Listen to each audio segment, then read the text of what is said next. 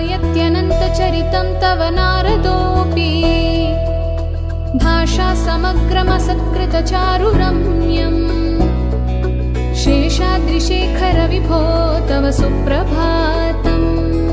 भृङ्गावली च मकरन्दरसानुविद्द झुक्कारगीतनिनदैः सह सेवनाय निर्यात्युपान्तसरसि कमलोदरेभ्य गायत्यनन्तचरितं तव नारदोऽपि भाषा समग्रमसत्कृतचारुरम्यम् शेषाद्रिशेखर विभो तव सुप्रभातम् भृङ्गावली च मकरन्दरसानुविद्द झुक्कारगीतनिनदैः सह सेवनाय निर्यात्युपान्तसरसि कमलोदरेभ्य